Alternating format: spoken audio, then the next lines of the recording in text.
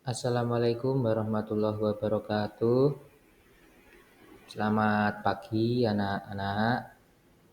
Oke, marilah kita hari ini belajar bersama tentang materi zakat ya. Tapi sebelumnya marilah kita berdoa dulu. Bismillahirrohmanirrohim. Rabbi sidni ilma warzuqni fahma wa ilman nafi'a waj'alni minas sholihin. Amin. Oke, terima kasih anak-anak. Pada hari ini kita akan belajar tentang masalah zakat, yaitu apa itu tentang zakat anak-anak. Oke, zakat itu adalah berarti tumbuh, berkembang, suci, dan berkah. Maksudnya orang yang membayar zakat itu hartanya akan selalu tumbuh, akan semakin banyak dan berkembang. Suci itu berarti disucikan dari kotoran-kotoran yang bila mana cara mencari kita itu kurang halal atau ada kotoran-kotoran yang lain, maka Allah akan membersihkannya dengan lantaran zakat. Selanjutnya, zakat menurut istilah yaitu harta milik seseorang muslim atau milik badan usaha yang wajib dikeluarkan menurut ketentuan syariat Islam.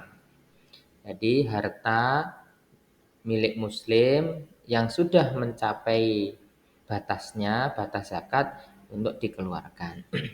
Zakat sendiri itu ada dua, yaitu zakat fitrah dan zakat mal. Jadi zakat ada dua ya anak-anak, zakat fitrah dan zakat mal. Kemudian apa itu yang dinamakan zakat fitrah? Zakat fitrah yaitu pemberian bahan pokok makanan menjelang Hari Raya Idul Fitri dengan syarat dan ketentuan yang telah ditetapkan.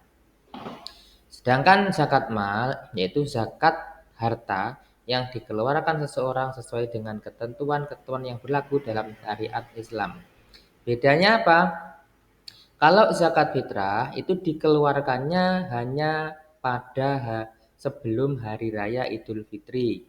Mulai awal Ramadan sampai sebelum Hari Raya Idul Fitri. Sedangkan zakat mal kita bebas mengeluarkannya bila mana harta kita sudah mencapai 1 tahun dan sudah mencapai nisab. Nah, itu. Kemudian yang selanjutnya, ketentuan zakat fitrah. Zakat fitrah itu yang pertama harus berupa bahan makanan pokok seperti beras, gandum, kurma, dan lain sebagainya. Bahan makan pokok ini adalah bahan makanan bila di daerah tersebut tidak makan makanan tersebut itu orang itu lemas.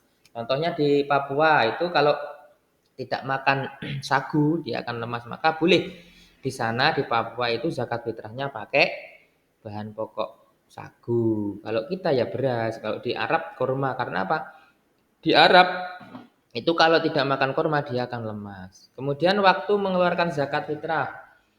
Dikeluarkannya zakat fitrah yaitu mulai terbenamnya matahari saat bulan Ramadan atau pada malam hari raya Idul Fitri. Namun boleh dikeluarkan selama bulan Ramadan. Hukumnya apa? Boleh. Dan wajib dikeluarkan setelah terbenamnya matahari saat hari raya Idul Fitri sampai sholat Idul Fitri. Itu wajib. Kemudian siapa yang berhak menerima zakat? Yang berhak menerima zakat yaitu ada 8 golongan. Yang pertama fakir. Siapa fakir? Fakir yaitu orang yang tidak punya pekerjaan dan dimakan saja tidak cukup. Maka itu namanya fakir. Sudah pekerjaan tidak punya, untuk makan sehari-hari tidak punya. Itu namanya fakir. Kemudian orang miskin. Siapa orang miskin? Orang miskin adalah orang yang mempunyai pekerjaan namun dia tidak mencukupi kebutuhan sehari-hari. Itu namanya miskin. Amil selanjutnya yaitu amil. Amil adalah orang yang mengelola zakat, itu juga boleh diberi. Yang selanjutnya ada mu'alaf. Mu'alaf ini orang yang baru masuk Islam. Yang selanjutnya ada rikob. Rikob ini apa? Budak hamba sahaya yang mau merdeka karena kekurangan harta, punya perjanjian dengan majikannya, maka boleh dikasih zakat. Yang selanjutnya adalah ghorim. Ghorim ini adalah orang yang banyak hutang. Tapi hutang yang dibolehkan oleh agama. Kalau hutang karena judi online atau karena untuk berjudi itu tidak boleh, tidak termasuk ghorim ini. Yang selanjutnya adalah sabilillah. Sabilillah adalah eh, orang yang beramal di jalan Allah seperti perang jihad boleh, atau orang-orang yang bekerja di jalan Allah seperti eh, zaman sekarang itu boleh di pendidikan itu yang kekurangan pada waktu belajar itu boleh dikasih.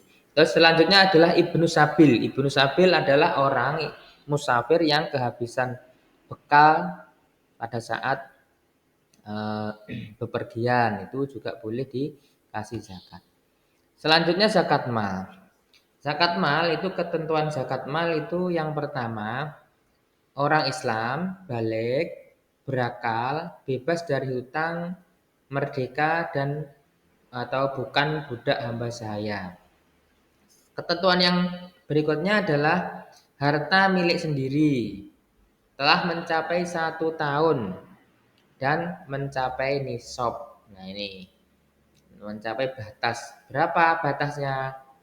Ya kalau perniagaan itu setara dengan emas 629 gram dan lain sebagainya. Zakatnya berapa? 2,5%.